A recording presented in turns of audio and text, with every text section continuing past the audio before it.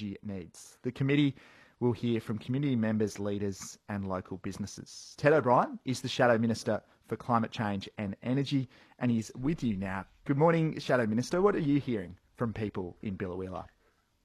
Good morning, Jeremy. Well, I tell you what, it's just great to be back here, to be honest. And when you are in a place like Biloela, you're talking to locals who really understand the importance of energy, especially because they do host the Callide power station.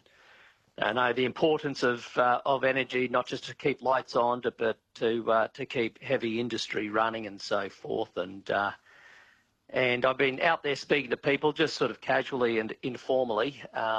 We did visit the power plant yesterday, but today we'll have more formal hearings. And I find most people just very open-minded.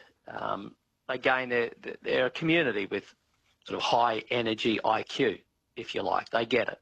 Yeah. And I think a big message I'm hearing is they are concerned about the premature closure of their coal plant, the different units here.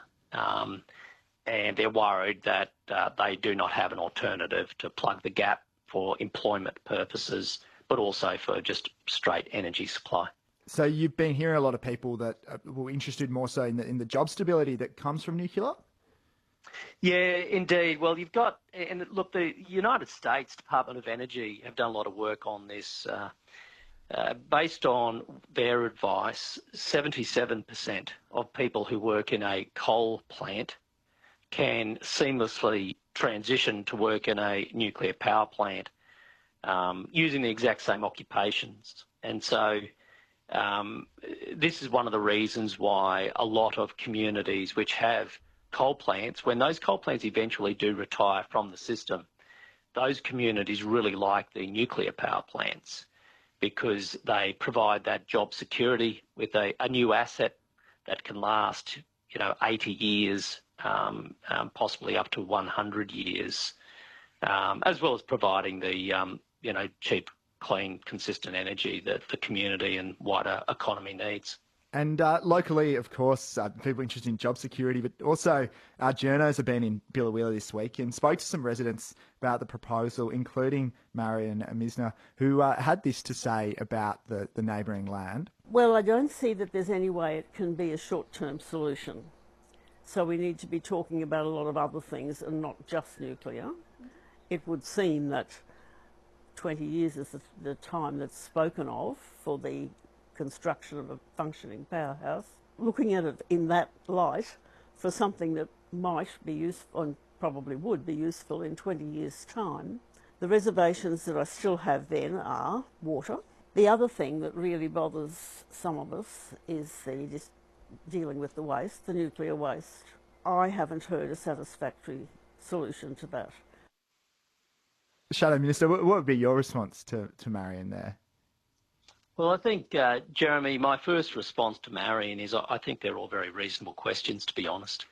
And I have personally gone now and spoken to 10 different countries, sat down, tried to understand best practice internationally. And one of the big reasons why, as part of our policy as a coalition upon coming to government, would be to have a 2.5-year comprehensive community engagement process that allows for community members to be asking any questions of interest and not to have a bunch of politicians give the answer, but rather independent experts to cover off any topic which is of interest.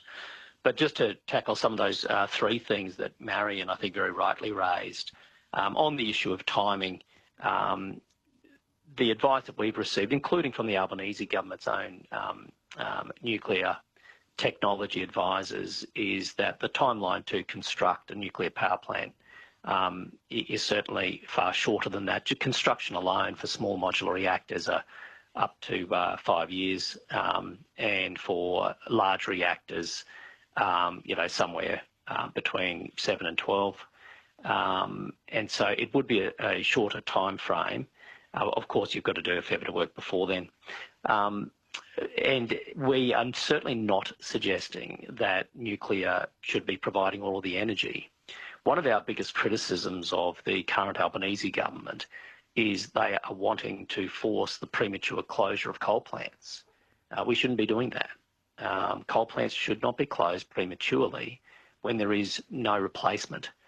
We do know the Albanese government wants a renewables-only grid, so they are trying to make sure that wind and solar and more transmission lines can be put up immediately. Our view is that there is a role for renewables, but you shouldn't be foisting this on regional communities just because you want to prematurely close coal. You need to master plan these things. And we believe in a balanced energy mix, and that does include nuclear. When it comes to water, one of the reasons why we have identified 7 locations around the nation, which are locations which host coal plants, is because nuclear plants use a comparable amount of water. And of course, there are different types of nuclear plants, right? Cooling systems. You can even have dry ones which don't use water at all, by the way. So again, upon coming to government, there would be an independent coordinating authority that does all the heavy lifting on looking at, what sort of cooling systems would work best. But there's a reason why we chose the locations we did. It has the transmission infrastructure, the water infrastructure, the workforce, and so forth.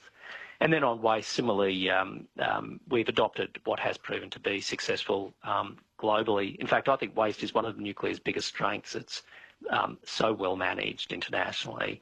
It's basically stored typically where the waste is created on site, and then it's taken to a permanent deep repository. And the Albanese government is currently looking for such a repository right now due to our nuclear-propelled submarines coming online. And finally, Shadow Minister, new Premier David Christodoulou insists he won't repeal the state's nuclear plan. Would the LNP look at overriding the state on this? I don't think that'll be necessary, Jeremy. I think as time goes on, the more people understand that having nuclear as part of the mix gets power prices down while keeping the lights on and you decarbonise, not only will more and more people support nuclear as they have internationally, but so too will politicians, so too will state governments. I don't think it'll come down to the federal government having to flex its muscles, to be honest. Every state government wants its own constituents to have cheap electricity. The United States just finished a comparison of a renewables-only grid to one which is renewables plus nuclear, and it found the plus nuclear option provides 37% cheaper grid. So, push comes to shove, I don't think any state government will stand in the way of cheaper power prices. Well, Shadow Energy Minister Ted O'Brien, thanks for your time this morning. Thanks very much for yours, Jeremy. All the best. Bye now. 19 past 7.